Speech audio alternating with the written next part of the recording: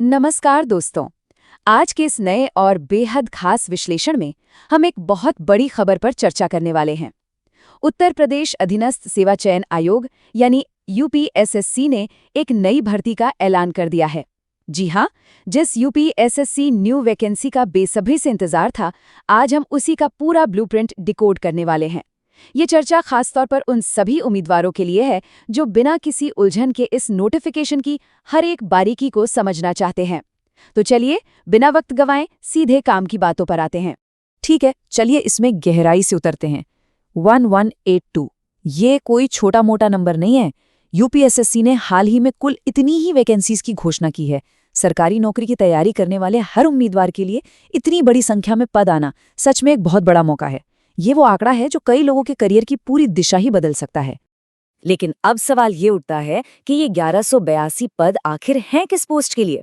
तो बता दें कि ये भर्ती गन्ना पर्यवेक्षक यानी केन सुपरवाइजर के लिए निकाली गई है। अब देखिए, उत्तर प्रदेश जैसे राज्य में कृषि और खासकर गन्ने की खेती का कितना महत्व है, ये हम सब जानते हैं। ऐसे में गन्ना पर्यवेक्षक का पद सिर्फ एक सुरक्षित सरकारी नौकरी नहीं है, बल्कि ये राज्य की कृषि व्यवस्था से जुड़ा एक बेहद अहम और जिम्मेदारी वाला पद है। आज की हमारी इस चर्चा का एजेंडा बिल्कुल साफ है। हम 4 मुख्य बातों पर फोकस करेंगे। पहला, आवेदन के लिए जरूरी योग्यताएं। दूसरा, अलग अलग कैटेगरी के हिसाब से वैकेंसी का ब्रेकडाउन। तीसरा, आवेदन की तारीखें और फीस। और आखिर में फाइनल सिलेक्शन प्रोसेस क्या होगा। बस यही हमारा रोड मैप है। तो चलिए अपने पहले और सबसे महत्वपूर्ण पड़ाव की तरफ बढ़ते हैं, जो है क्रिटिकल एप्लीकेंट एलिजिबिलिटी क्राइटेरिया, यानी वो योग्यताएं जो इस फॉर्म को भरने के लिए एकदम अनिवार्य हैं। तो यहाँ सबसे अहम बात यह है कि आवेदन करने के लिए इन 3 चीजों का होना बिल्कुल पक्का है। पहली शर्त है एग्रीकल्चर यानी कृषि विज्ञान में बीएससी की डिग्री। दूसरी शर्त कंप्यूटर से जुड़ी है, जिसमें डोइक का CCC सर्टिफिकेट होना ही चाहिए। और तीसरी सबसे निर्णायक शर्त है पीईटी 2025 का एक वैलिड स्कोर। ध्यान रहे, इनमें से कोई भी एक चीज कम हुई तो आवेदन स्वीकार नहीं होगा। एकदम स्पष्ट नियम है।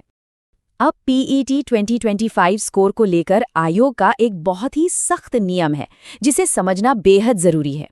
जिन भी उम्मीदवारों का पीईटी 2025 में वास्तविक या नॉर्मलाइज स्कोर 0 है, 0 से कम है या फिर नेगेटिव में है, उन्हें शॉर्टलिस्टिंग की रेस से तुरंत बाहर कर दिया जाएगा। मुख्य परीक्षा के लिए सिर्फ और सिर्फ वही उम्मीदवार योग्य माने जाएंगे जिनका स्कोर 0 से ऊपर यानी पॉजिटिव है। इसमें कोई छूट नहीं है। Rule is rule. पढ़ाई लिखाई की योग्यताओं के साथ साथ उम्र का भी एक फिक्स दायरा है।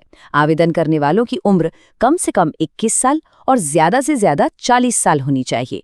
और हाँ, एक जरूरी बात, इस उम्र की कैलकुलेशन 1 जुलाई 2026 के आधार पर की जाएगी। बाकी जो आरक्षित वर्ग के उम्मीदवार हैं, उन्हें सरकारी नियमों के तहत उम्र में छूट वैसे ही मिलेगी जैसे हमेशा मिलती है। आइए अब अपने दूसरे हिस्से की ओर बढ़ते हैं और देखते हैं कैटेगरी वाइज वैकेंसी ब्रेकडाउन, यानी ये 1182 सीटें किस तरह से बांटी गई हैं। और ये बंटवारा बहुत ही शानदार तरीके से दिखाता है कि कुल 1182 पदों को 2 मेन हिस्सों में कैसे रखा गया है। एक तरफ है जनरल सिलेक्शन यानी सामान्य चयन, जिसमें पूरे 1000 पद हैं, और दूसरी तरफ है स्पेशल सिलेक्शन यानी विशेष चयन, जिसमें 182 पद रखे गए हैं। ये दोनों पूल बिल्कुल अलग अलग हैं और इनके अंदर कैटेगरी के हिसाब से सीटें तय की गई हैं। अगर हम सामान्य चयन के 1000 पदों का हिसाब देखें तो इसमें अनरिजर्व्ड यानी अनरिजर्व्ड कैटेगरी के लिए 402 पद हैं, ओबीसी के लिए 272 पद, एससी के लिए 210 पद, ईडब्ल्यूएस के लिए 100 पद और एसटी उम्मीदवारों के लिए 16 पद दिए गए हैं। ये ब्रेकडाउन एकदम साफ कर देता है कि किस कैटेगरी में कितनी फाइट होने वाली है। अब जरा विशेष चयन के 182 पदों पर नजर डालते हैं। ये हिस्सा पूरी तरह से आरक्षित वर्गों के लिए है और इसमें एसटी उम्मीदवारों के लिए एक बड़ा मौका है। इसमें एसटी कैटेगरी के लिए सबसे ज्यादा 156 पद रखे गए हैं, जबकि एससी कैटेगरी के लिए 8 पद आरक्षित हैं। चलिए अब बात करते हैं उन चीजों की जो फॉर्म भरने के लिए सबसे जरूरी हैं: एप्लीकेशन डेट्स और फीस। यूपीएसएससी ने तारीखों को लेकर कोई ढिलाई नहीं छोड़ी है। ऑनलाइन एप्लीकेशन 7 जुलाई 2026 से शुरू हो जाएंगे। फॉर्म भरने की आखिरी तारीख 28 जुलाई 2026 तय की गई है।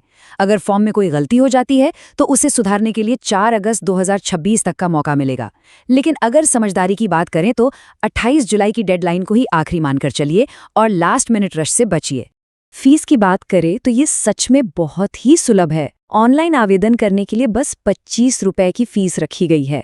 और सबसे बढ़िया बात यह है कि ये 25 रुपए सभी के लिए एक बराबर हैं, चाहे उम्मीदवार किसी भी कैटेगरी से हो, कोई भेदभाव नहीं। चलिए अब आगे बढ़ते हैं और देखते हैं कि ये पूरी प्रक्रिया किस तरह से आगे बढ़ती है। हम बात कर रहे हैं द फाइनल सिलेक्शन प्रोसेस की। नौकरी पक्की करने का जो पूरा सफर है वो इन 3 बड़े स्टेप से होकर गुजरेगा। सबसे पहले PET 2025 स्कोर के बेसिस पर शॉर्टलिस्टिंग होगी। जो लोग इस राउंड को पार कर लेंगे वो दूसरे स्टेप में जाएंगे, यानी मुख्य लिखित परीक्षा देंगे। और सबसे आखिर में इसी मुख्य परीक्षा के अंकों के आधार पर एक फाइनल मेरिट लिस्ट बनेगी। बस यही लिस्ट तय करेगी कि किसका सिलेक्शन हुआ और किसका नहीं। अब मुख्य लिखित परीक्षा के इस फॉर्मेट में जो बात सबसे ज्यादा दिलचस्प है वो है इसका नेगेटिव मार्किंग वाला रूल। देखिए, परीक्षा 2 घंटे की होगी और इसमें कुल 100 अंक होंगे, लेकिन अगर जवाब गलत हुआ तो नंबर कटेंगे। इसका सीधा सा मतलब ये है कि एग्जाम हॉल में तुक्केबाजी बिल्कुल नहीं चलेगी। एक्यूरेसी यानी सटीकता ही यहाँ गेम चेंजर साबित होगी।